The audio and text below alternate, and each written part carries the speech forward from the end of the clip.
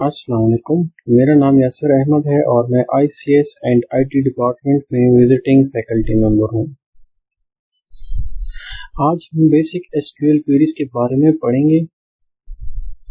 जैसे कि आपको दिखाई दे रहा है क्रिएट टेबल। अब SQL में जितनी भी क्वेरीज हैं वो सारे नॉर्मल इंग्लिश वर्ड्स पे मुश्तमिल हैं, जिसको आप आसानी से समझ सकते हैं। जिस तरह यहाँ देख रहे हैं क्रिएट टेबल और उसके बाद टेबल नेम। अब टेबल नेम क्या है?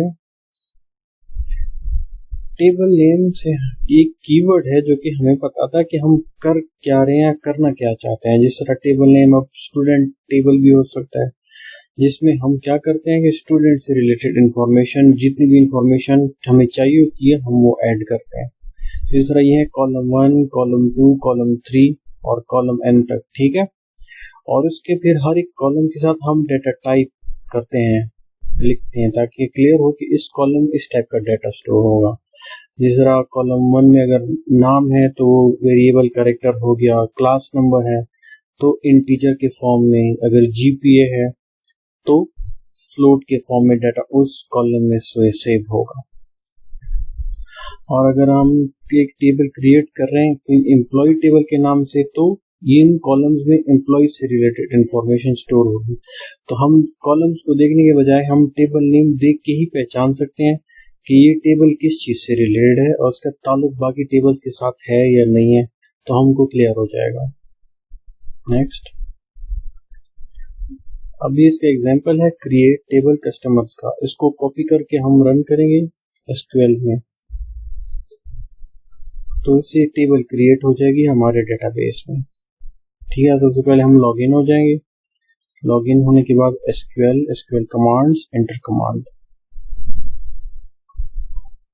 उसके बाद पेस्ट। अब इसको हम रन करेंगे। टेबल क्रिएटेड, अब टेबल क्रिएट हो गई। अब इसको हम कंफर्म किस तरह करेंगे?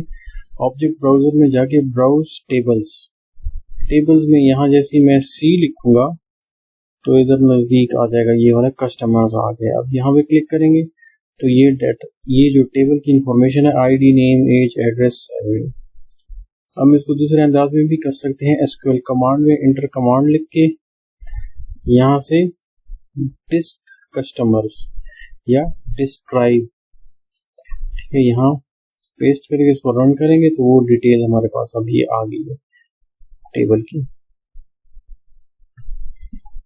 अब हम यहाँ ये भी लिख सकते हैं सेलेक्ट स्टैटिक फ्रॉम कस्टमर्स, लेकिन इसका काम क्या है? इसका काम ये है कि हम डेटा जो इसमें हमने ऐड इंसर्ट किया हुआ है वो हमें शो कर ले। इसमें डेटा है नहीं, तो हमारे पास जो आउटपुट आएगा वो इस फॉर्म में होगा कि नो डेटा फाउंड। अब ये कह रहे कि, ये नहीं कह रहे कि टेबल मौजूद नहीं है, लेकिन उस टेबल के अंदर डेटा मौजूद नहीं है क्योंकि हमने कुछ एंट्रीज की भी नहीं है, सिर्फ कॉलम नेम शो हो रही है। ठीक है, अगर टेबल ही एग्जिस्ट ना होती तो फिर हमें आता टेबल और व्यू डज नॉट एग्जिस्ट, ये टेबल एग्जिस्ट नहीं कर रहे।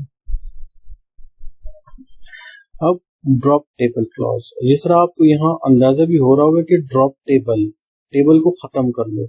अब टेबल को खत्म करने से क्या होगा कि टेबल की डेफिनेशन सारे खत्म हो जाएंगे। जिस तरह कॉलम नेम्स हमने लिखे थे, उसके डेटा टाइप्स हमने लिखे हुए थे, जो हमने एंट्रीज की हुई थी, मतलब इंसर्ट की हुई थी, वो सारे खत्म हो जाएंगे।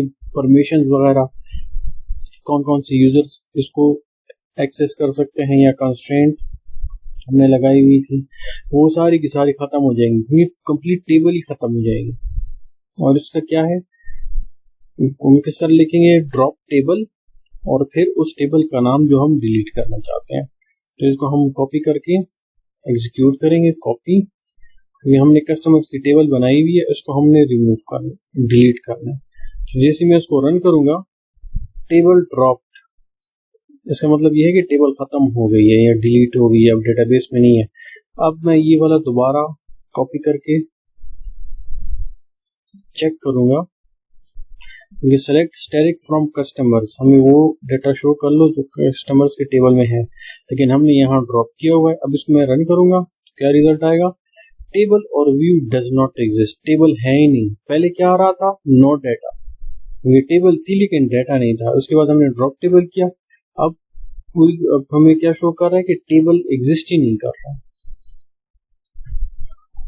लेकिन यहाँ पे आपको एक पॉइंट याद रखना है कि टेबल रिमूव करने के बाद इसमें जितना भी डाटा है वो पूरा का पूरा डाटा लॉस हो जाएगा फॉरएवर के लिए। तो इस वजह से अगर आप ड्रॉप टेबल करना भी चाहते हैं तो सोच समझ के करना है। अब इंसर्ट इनटू से पहले हम टेबल क्रिएट करेंगे, उसके बाद फिर हम इसको देखेंगे।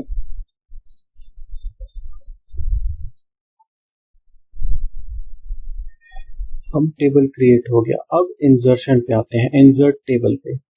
अब इंसर्ट टेबल में क्या है, ये इंसर्ट इनटू। अब इंसर्ट इनटू क्लॉज जिस तरह आपको समझ भी आ रहा होगा कि हमने इंसर्ट करना है, डाटा इंसर्ट करना है। डाटा इंसर्ट इसमें क्या होगा कि रोज हम इंटर करते हैं टेबल में, जो कि डेटाबेस में पड़ा हुआ है।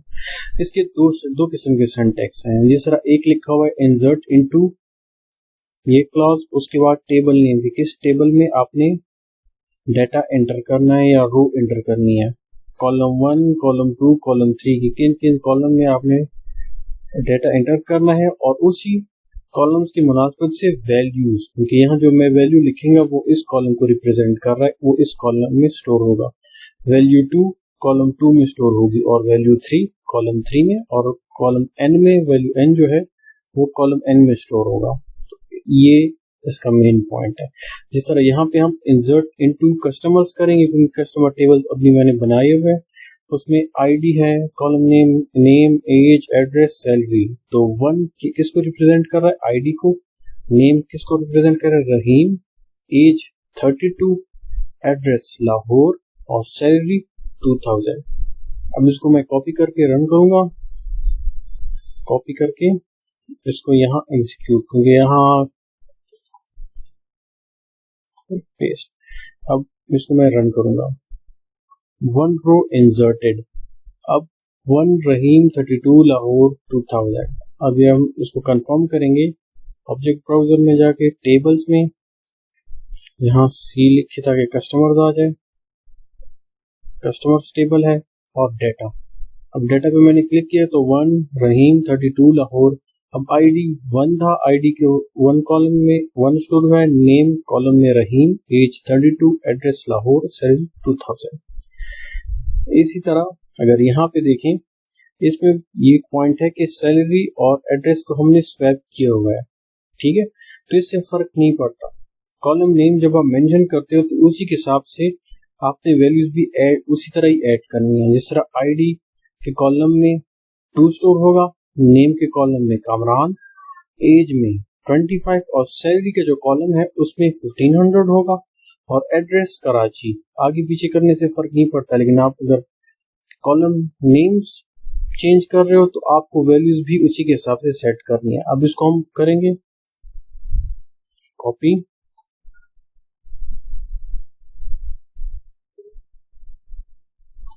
Under command.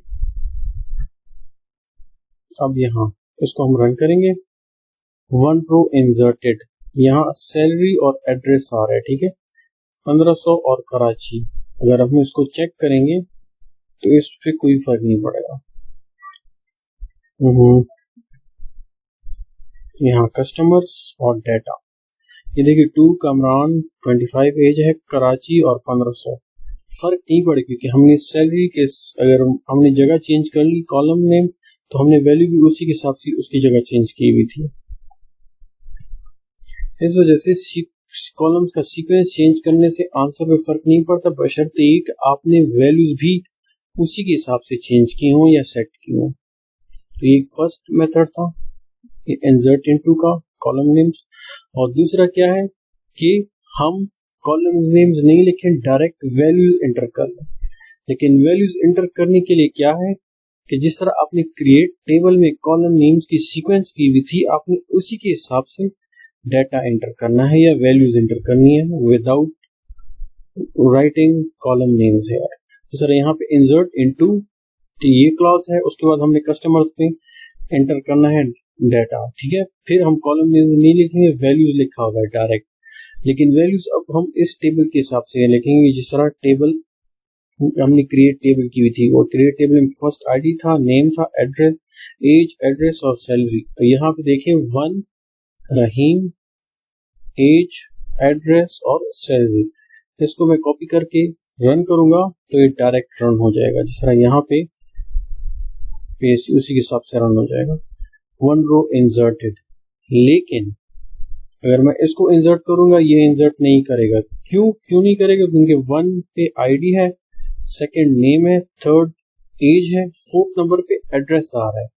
लेकिन यहाँ हमने सैलरी की वैल्यू पुट कर ली और यहाँ हमने एड्रेस की वैल्यू पुट कर ली, जो कि इस हिसाब से गलत है। इस सीक्वेंस को इसको हम कॉपी करके रन करेंगे तो यहाँ हमें एरर देगा।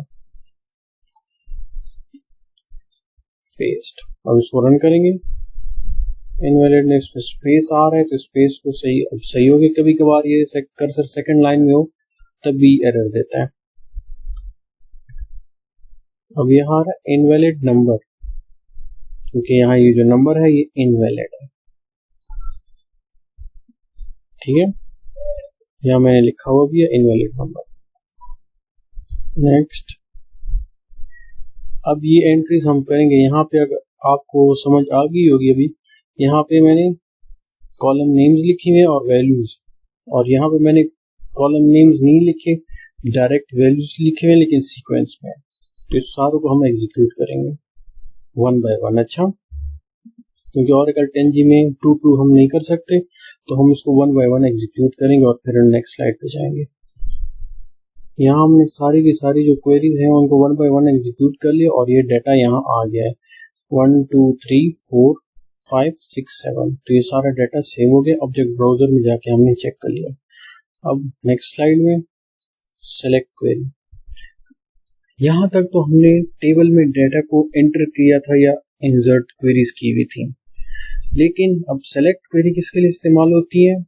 डाटा को फेच करने के लिए, निकालने के लिए, जिसको हम रिजल्ट टेबल कह सकते हैं या रिजल्ट सेट्स के टेबल से हम जो डाटा निकालना चाहते हैं या देखना चाहते हैं कि इसमें हम क्या स्टोर था और हमें क्या इंफॉर्मेशन चाहिए।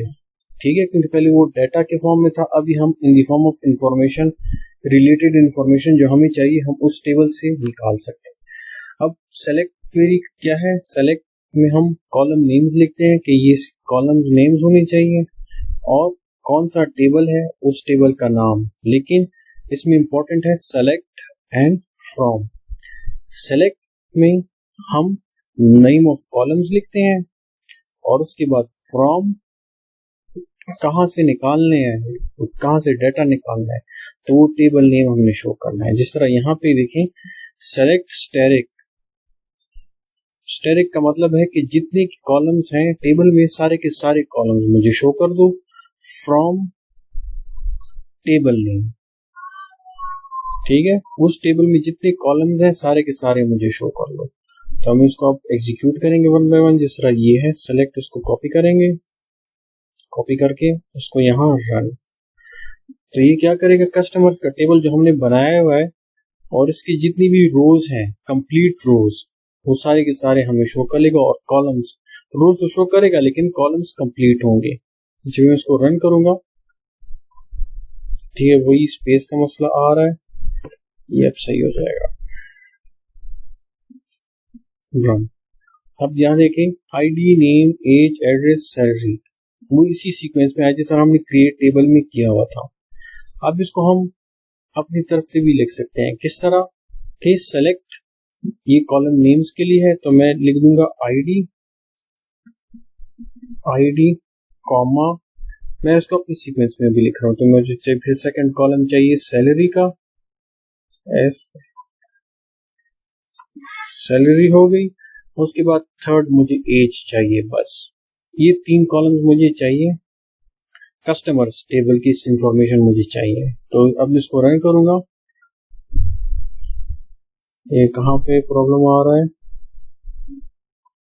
स्पेस का शायद मसला आ रहा है।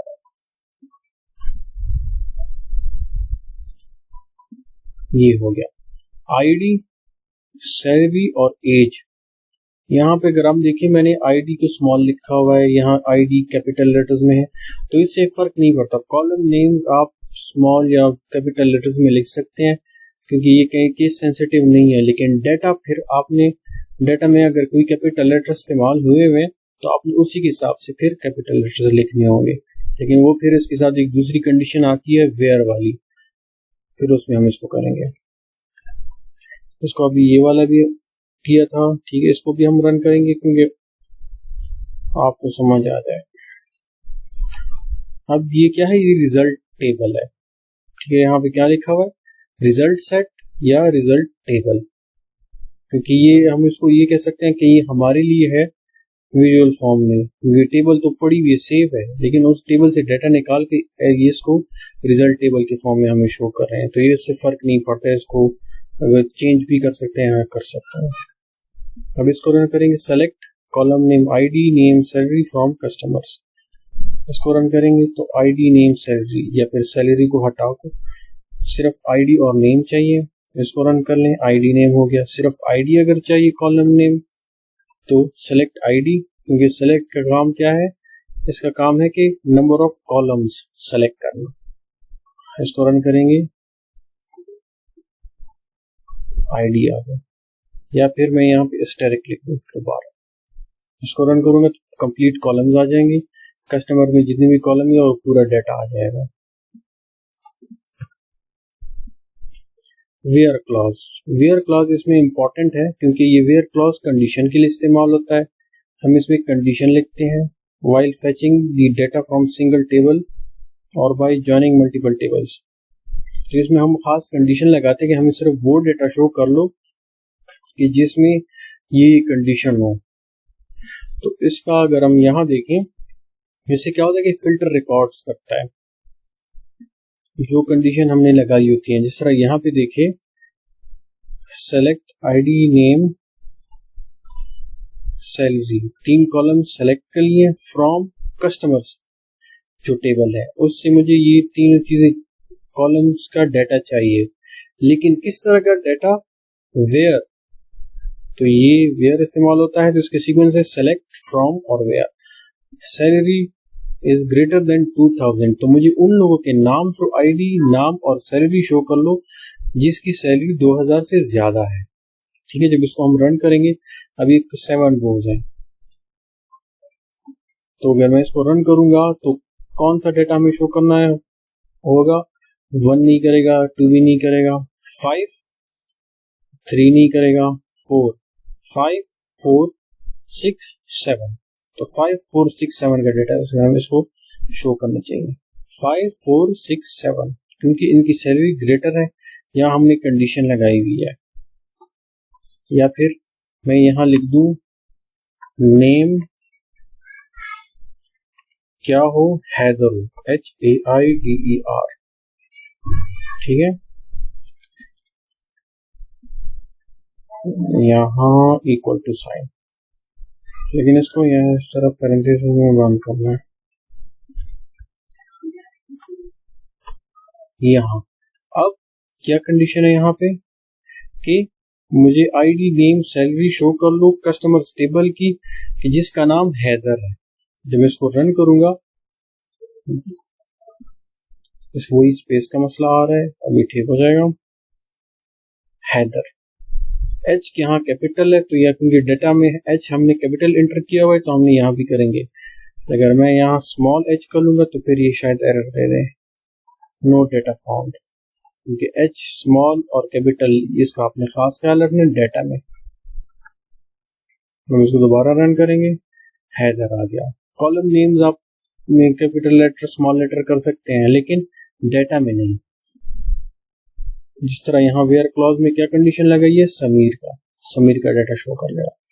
नेक्स्ट आ जाते हैं एंड और ऑपरेटर्स। अब ये वही वेयर कंडीशन के साथ, अब वेयर कंडीशन में हम एक कंडीशन भी लगा सकते हैं और 2 कंडीशन भी लगा सकते हैं। जिस तरह सेलेक्ट कॉलम नेम्स में हमने ये लिख लिया, ठीक है, फ्रॉम कॉलम नेम्स कहाँ के हैं, इस कस्टमर्स टेबल के। उसके बाद वेयर क्लॉज में ये कंडीशन हमने लगा ली। अब इसमें कंडीशन का मतलब क्या है कि सैलरी 2000 से ज्यादा हो और एज 25 साल से कम हो। जब इसको हम एग्जीक्यूट करेंगे, कॉपी, अब यहाँ हमने कंडीशन लगाई कि सेलेक्ट आईडी नेम और सैलरी शो हो, लेकिन अब यहाँ पे कंडीशन क्या है कि सैलरी 2000 से ज्यादा हो। अब 2000 ये नहीं, ये एग्जीक्यूट नहीं होगा, ये वाला भी नहीं होगा, 8500। ठीक है, अब ये में क्या है, सैलरी की कंडीशन तो ट्रू है लेकिन एज की भी ट्रू होनी चाहिए कि age should be less than 25, लेकिन यहाँ एज क्या है 27, तो ये भी एग्जीक्यूट नहीं होगा क्योंकि एक कंडीशन ट्रू एक फॉल्स है। 2000 ये भी नहीं होगा, 6500 ये अब सही हो गया, और एज 25 है ये भी नहीं होगा। अब यहाँ पे आ जाते हैं 6 नंबर पे, ये जो सैलरी है ठीक है ये ग्रेटर है, एज क्या है 22 ये भी ठीक है क्योंकि लेस देन 25 है, और यहाँ 10,000 ये भी सैलरी 2000 से ज्यादा है, और 24। इसका मतलब 6 और 7 इन दोनों का डाटा हम ये फेच करेगा in the form of result table. जब इसको रन करेंगे देखें 6 और 7 ये शो हो गया क्योंकि हमने कंडीशन ही यही लगाई थी, इस कंडीशन के हिसाब से डाटा आ गया। अब एक और ऑपरेटर है, अब इसके क्या मतलब है कि सिलेक्ट वही कॉलम नेम हमने लिखे हुए हैं फ्रॉम कस्टमर जो टेबल है। अब हमने कंडीशन वेयर क्लॉज में क्या लगाई है कि या तो सैलरी 2000 से ज्यादा हो या एज, मतलब दोनों में से अगर एक भी ट्रू होगा तो वो हमें आउटपुट करेगा या फेच करेगा। लेकिन यहाँ जो एंड ऑपरेटर था, एंड में क्या था कि दोनों कंडीशन ट्रू होनी चाहिए थी, तो अब इसमें दोनों में से एक भी ट्रू हो तो उसका डाटा हमें शो करेगा।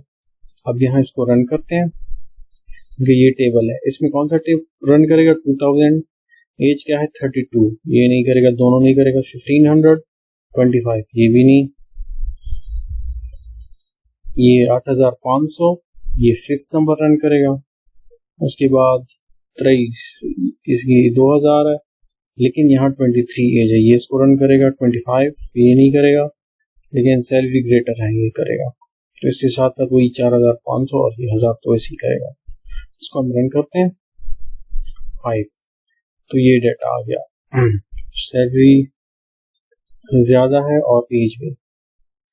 इसके साथ हम अगर एज भी कर लें कॉमा AGE एज रन, तो ये अब एज भी आ गई, इसके आपको दिखाई दे रहा होगा 27 है 23 है, ये 27 वाला एग्जीक्यूट हो गया, उसके बाद 25 वाला भी हो गया इधर क्योंकि इसकी सैलरी ज्यादा है।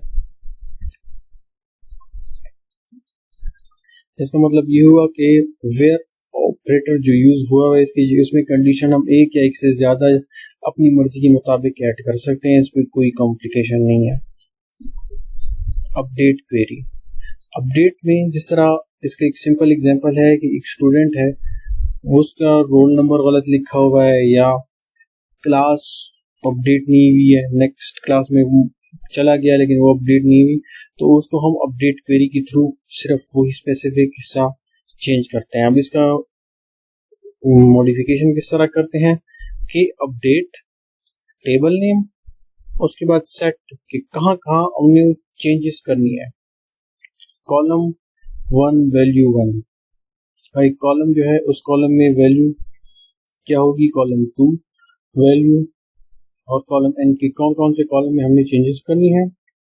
उसके बाद वेयर क्लॉज, वेयर क्लॉज में हम कंडीशन लगाते हैं कि ये कंडीशन ट्रू है, उसके बाद ये कंडीशन होनी चाहिए ताकि एक स्पेसिफिक रो का हमें पता चल जाए और उस रो में हम वैल्यूज चेंज कर लें।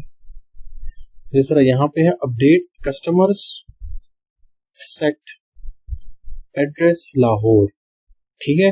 अब उस कस्टमर्स टेबल में एड्रेस कॉलम में पहुंचेगा और वहां लाहौर लिखेगा, लेकिन वेयर क्लॉज में बताएगा स्पेसिफिक रो कि इसकी आईडी 6 है, जिसकी आईडी 6 है वहां अपनी चेंज करना है, तो उसको कॉपी करके चेक करेंगे, कॉपी। अब यहाँ देखें इसमें अपडेट कस्टमर्स, ठीक है, कस्टमर टेबल को ये अपडेट करेगा। सेट हमने क्या करना है लाहौर, तो इसको कॉपी किया है तो इसमें ये हमने चेंज करना है क्योंकि इसके ये एरर देगा, ठीक है। कॉपी पेस्ट है उसमें मसला आता है कॉपी पेस्ट करने के दौरान। तो लाहौर चेंज करेगा एड्रेस के कॉलम में, और आईडी क्या है 6 है, तो यहाँ गिलगित लिखा हुआ है,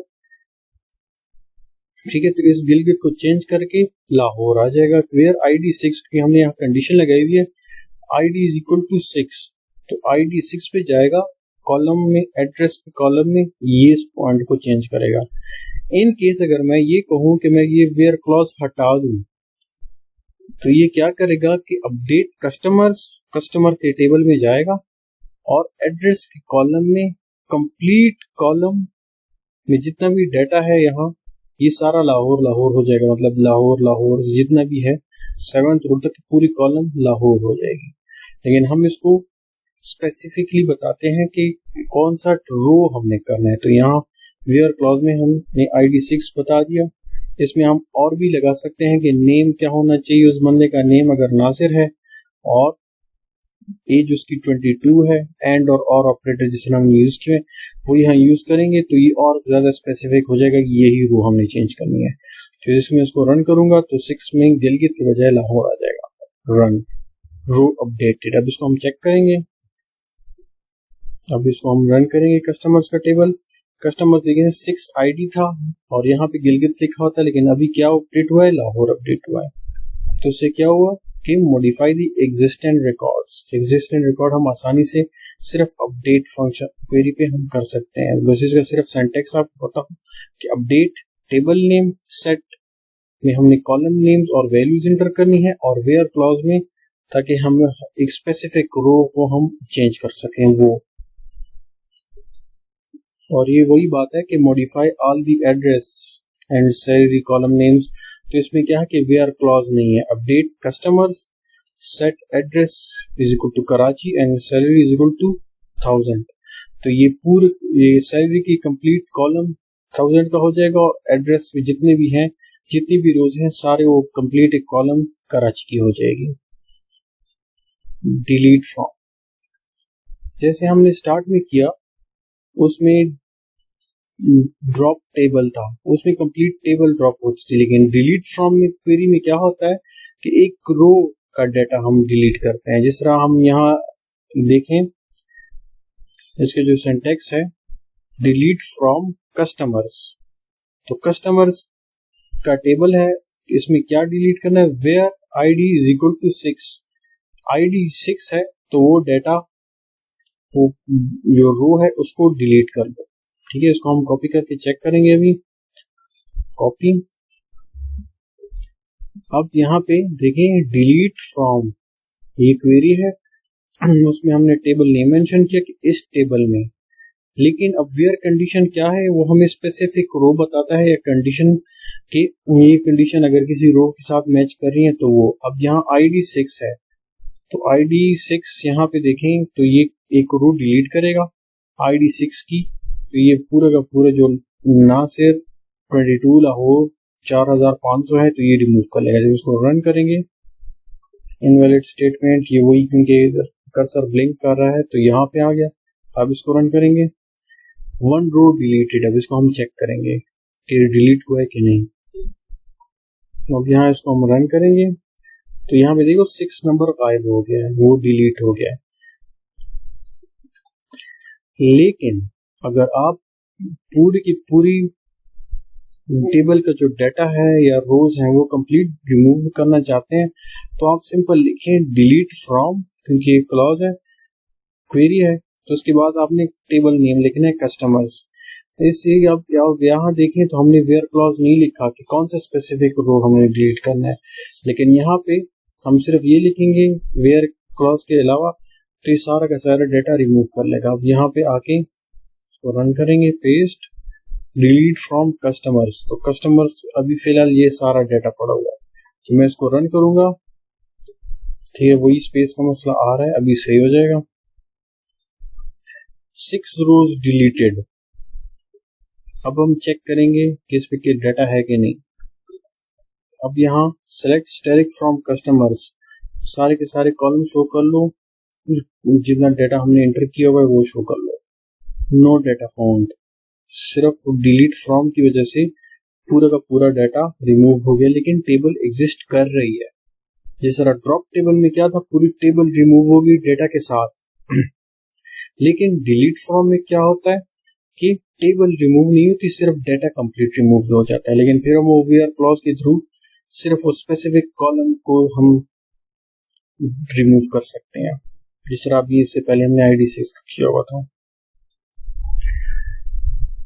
लाइक क्लॉज जो यूज होता है कंपैरिजन वैल्यू कंपैरिजन के लिए कि सिमिलर वैल्यूज हमारे पास आ जाएं, और वो कैसे आएंगे, क्या वाइल्ड कार्ड ऑपरेटर्स को यूज करके, जो कि कौन कौन से हैं, इसमें यहाँ लिखे परसेंट साइन और अंडरस्कोर साइन, ये वाइल्ड कार्ड ऑपरेटर्स हैं। अब परसेंट साइन का क्या मतलब है कि परसेंट जहां भी आएगा ये एनी नंबर हो सकता है, एम्प्टी भी हो सकता है या एनी नंबर। इसका हम एग्जांपल अब इसके नेक्स्ट स्लाइड में करेंगे।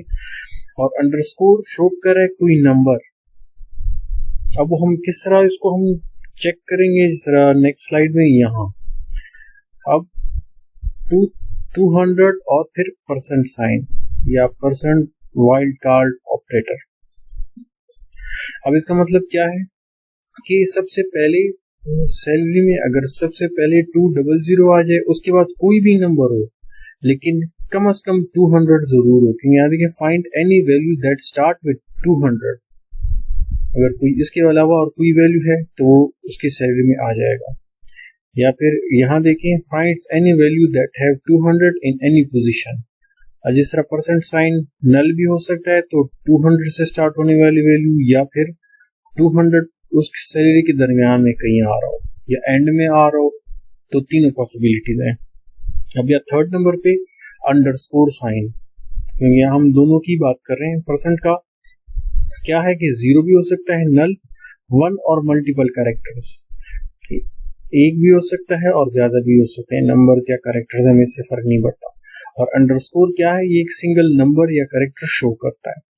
अब यहाँ थर्ड पे आ जाएं, इसका मतलब क्या है कि अंडरस्कोर यहाँ एक नंबर कोई भी हो जरूर होगा, उसके बाद सेकंड और थर्ड जो होंगे वो 00 होंगे, और उसके बाद कुछ भी हो सकता है परसेंट साइन। ठीक है।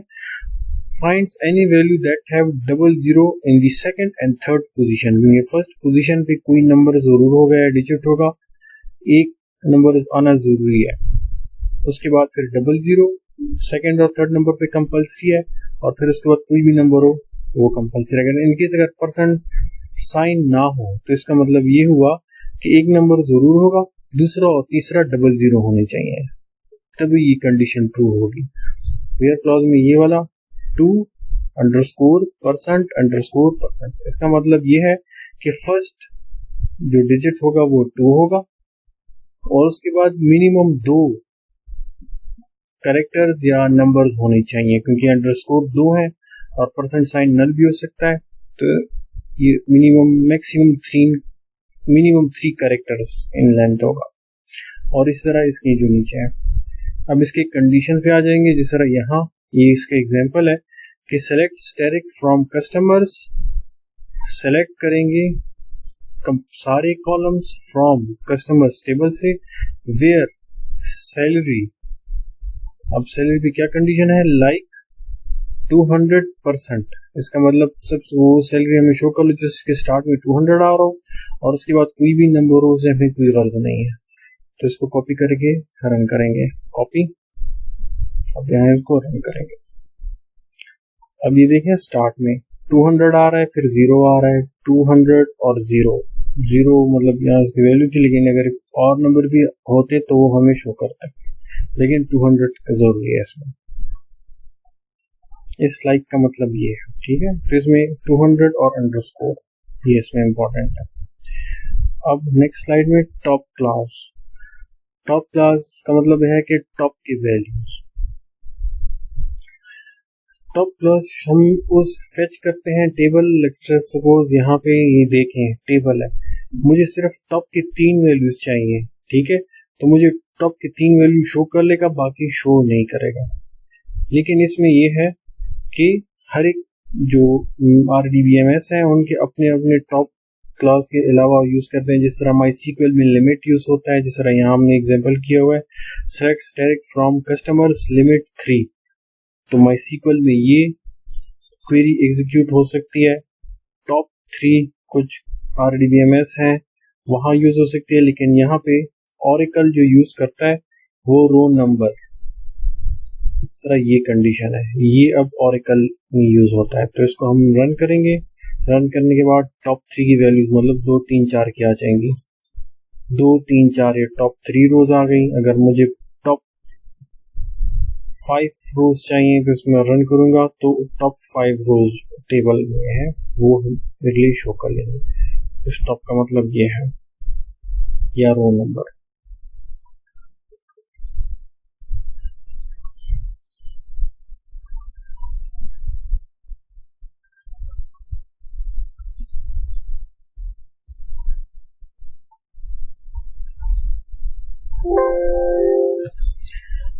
यहाँ पे ऑर्डर बाय इसका मतलब ही जाहिर है कि हम इसको सीक्वेंस में रखते हैं। हम सीक्वेंस किस तरह, हम एक कॉलम स्पेसिफिक कर लेते हैं कि इस कॉलम के हिसाब से डेटा को सीक्वेंस में रखना है या ऑर्डर में रखना है। जिस तरह मैं इसको कॉपी कर लेता हूँ कि ऑर्डर बाय नेम, इसको रन करेंगे। अब यहाँ देखेंगे ये सारे ऑर्डर मुख्तलिफ है, जैसा कामरान, आदिल, समीर, हैदर। अब ये ऑर्डर में आ जाएगा बाय नेम, ठीक है। इसको जब मैं रन करूंगा तो ये अब ये order by name by default जो है असेंडिंग ऑर्डर में आता है, AHKMNRS। अगर मैं इसको डिसेंडिंग ऑर्डर में रखना देखना चाहता हूँ तो DESC। ऑर्डर बाय नेम क्या होगा, डिसेंडिंग ऑर्डर में कर लें। जब मैं इसको रन करूंगा तो SRNMKHA आ जाएगा, SRNMHA। ये क्या है, डिसेंडिंग ऑर्डर में आ गया।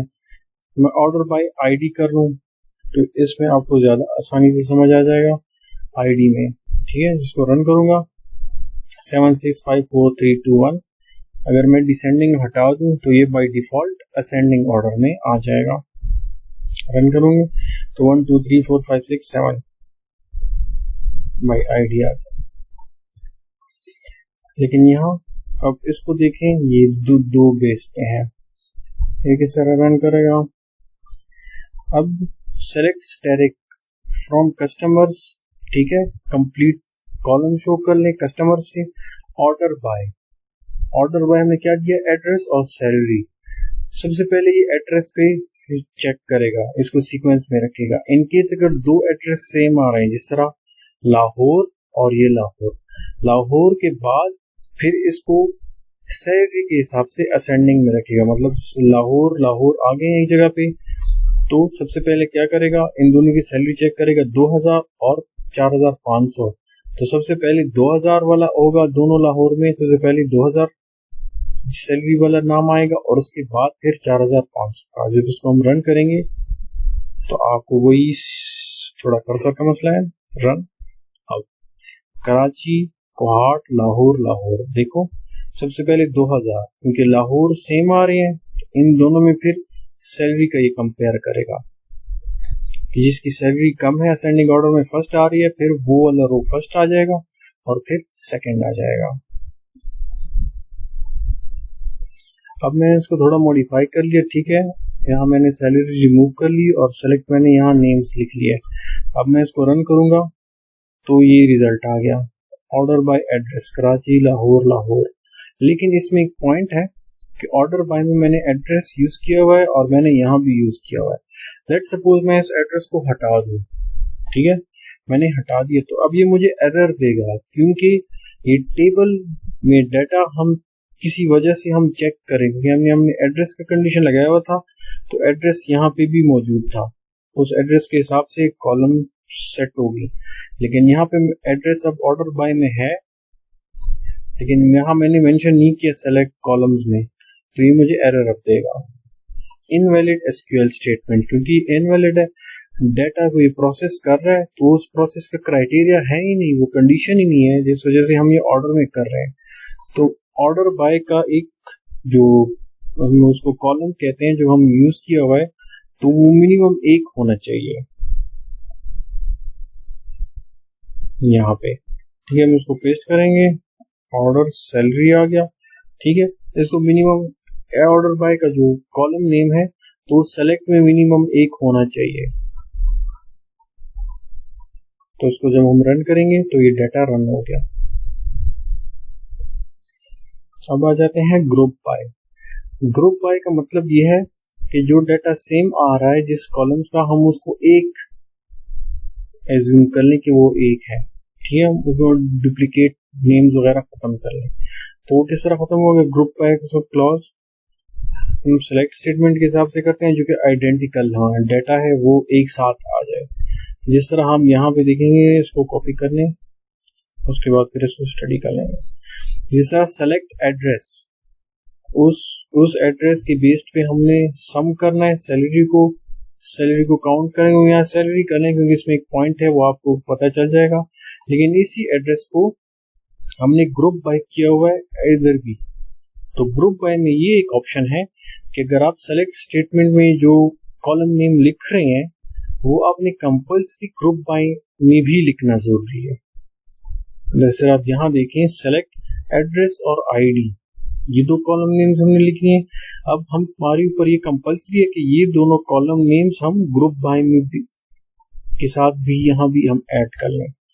पहले क्या था, ऑर्डर बाय में एक लिखना कंपल्सरी था। जिस तरह यहाँ स्टेरिक में एड्रेस और सैलरी लिख सकते हैं, या फिर सैलरी को हटा के हमने सिर्फ एड्रेस पे ही काम चला लिया।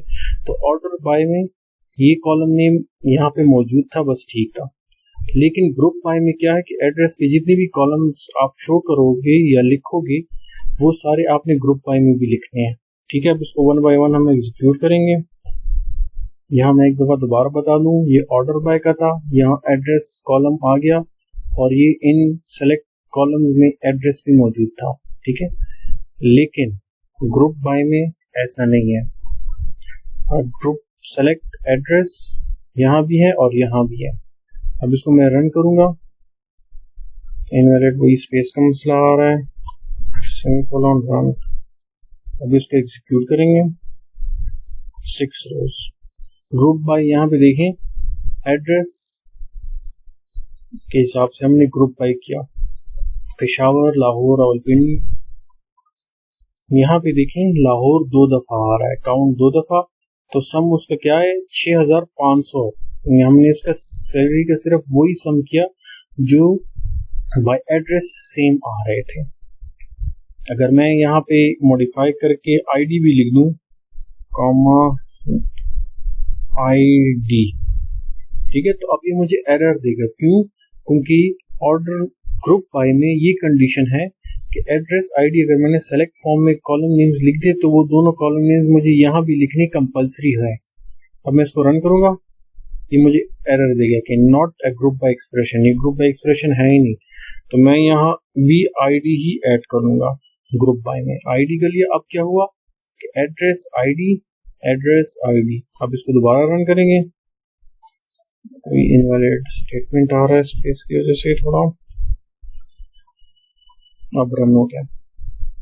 अब देखें 1-1, क्योंकि आईडी और एड्रेस इधर लाहौर की एड्रेस तो सेम है लेकिन आईडी तो दोनों की अलग अलग है। अगर आईडी दोनों की सेम होती फिर ये काउंट 2 होते। अब यहाँ पे 7 रोज है। ठीक है, अब मैं आईडी को हटा रहा हूँ, दोबारा वापस, अब इसको रन करेंगे। अब यहाँ 2 आ रहा है, ठीक है, क्योंकि बाय एड्रेस लाहौर सेम है तो 2 टाइम्स। अब यहाँ पे सम देखो सैलरी की 6500 आ रही है, क्योंकि जहां लाहौर की सैलरीज थी दोनों लाहौर की सैलरीज यहाँ पे ऐड हो गई हैं। ठीक है, तो यहाँ देखिए हम सम भी कर सकते हैं, पूरे कॉलम्स को एवरेज काउंट कर सकते हैं, स्टैंडर्ड डेविएशन, वेरिएंस। लेकिन मिनिमम और मैक्सिमम ये सिर्फ हम नॉर्मल फाइंड कर सकते हैं कि मिनिमम वैल्यू कौन सी है, मैक्सिमम। ठीक है, तो इसमें इंपॉर्टेंट बस ये है, हम पूरे कॉलम में 3 या 4 डेटा है वो इसका हम स्टैंडर्ड डेविएशन काउंट कर सकते हैं। और ये जो है ये इंडिविजुअल है, मिनिमम और मैक्सिमम।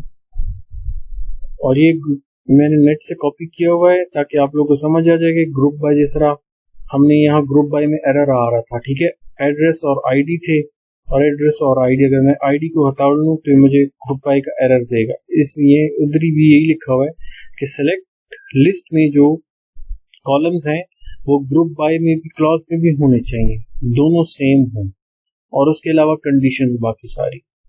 फिर ये आप लोग डिटेल में पढ़ लें। इसका मतलब डिस्टिंक्ट कीवर्ड,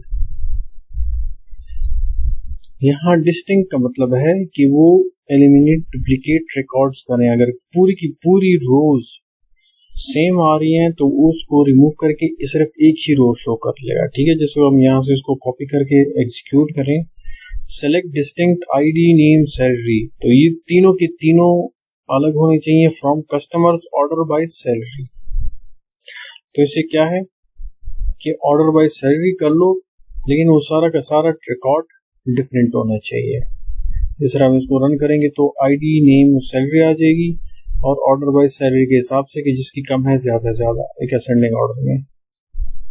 वही स्पेस का मसला है, दोबारा आ रहा है करके ये 1500, 2000, 2000, 4500, लेकिन यहाँ 2000 2000 का मतलब ये है कि ये कंप्लीट रोज मुख्तलिफ हैं।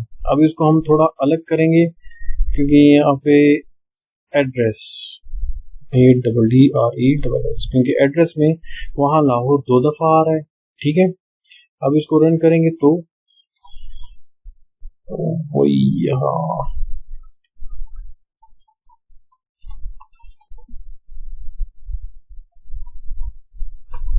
यहाँ ऑर्डर बाय सैलरी, ये देखें अब यहाँ पे मसला आ रहा है क्योंकि मैंने पहले ही कहा था कि ऑर्डर बाय ऑर्डर बाय में जो हम कॉलम नेम हम लिखेंगे कम से कम वो नेम यहाँ पे मौजूद हो। यहाँ पे एड्रेस है लेकिन सैलरी नहीं है, तो हम उसको सैलरी भी ऐड कर लेंगे।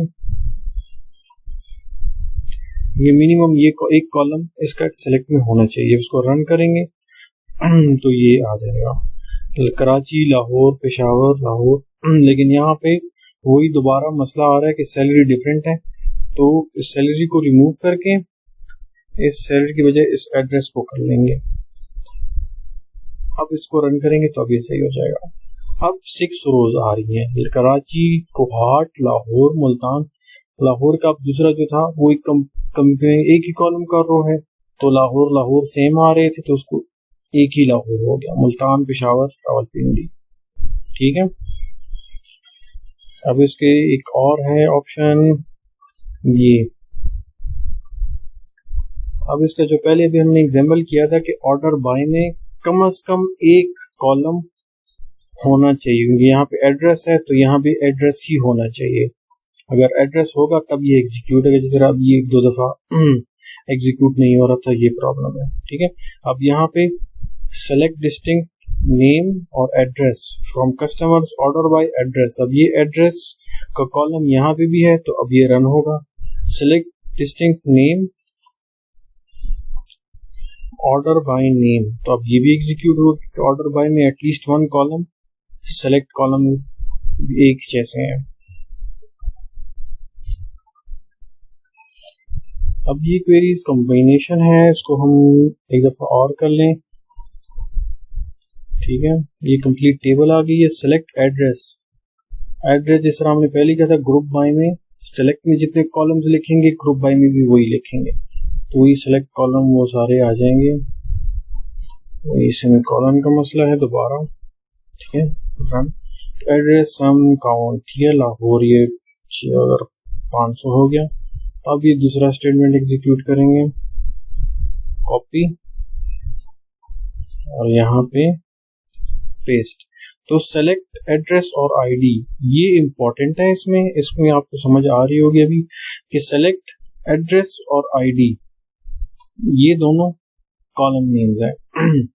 इन दोनों के हिसाब से सैलरी के सम करना है, काउंट का सम है जो सेम आ रहे हैं। फ्रॉम कस्टमर्स टेबल है ग्रुप बाय में जो सेलेक्ट की कॉलम्स हैं वो यहाँ भी लिखेंगे एड्रेस और आईडी, और उसके बाद ऑर्डर बाय एड्रेस। अब जो ऑर्डर बाय में एटलीस्ट 1 हम लिख सकते हैं क्योंकि एड्रेस और एड्रेस है ऑलरेडी यूज हो चुका है, तो एड्रेस अब लिखते हैं। अब क्या होगा, एड्रेस और आईडी के हिसाब से ग्रुप बनेंगे। अगर ऐसी कोई कॉलम्स हैं, ग्रुप्स बन रहे हैं एड्रेस और आईडी जिसके सेम है, तो वो एक ग्रुप में आ जाएंगे। एक ग्रुप में आने के बाद उसका ऑर्डर सेट हो जाएगा। ऐसा नहीं है कि आप सबसे पहले ऑर्डर कर लें फिर इसमें प्रॉब्लम्स आ जाएंगी, वही फिर ग्रुपिंग ऑर्डर के बाद आएगी तो इसमें फिर एरर के चांसेस हैं। तो सबसे पहले ग्रुप बाय का लिखना जरूरी है और उसके बाद ऑर्डर बाय। तो जिसको हम रन करेंगे तो सबसे पहले यहाँ तक का पार्ट एग्जीक्यूट होगा। जब यहाँ तक एग्जीक्यूट हो जाएगा, ग्रुपिंग हो जाएगी, उसके बाद ऑर्डर बाय इसका कॉल हो जाएगा। जब इसको हम रन करेंगे तो सबसे पहले ग्रुपिंग हो गई और उसके बाद यहाँ इसकी ऑर्डरिंग सेट होगी एड्रेस के हिसाब से। Thank you.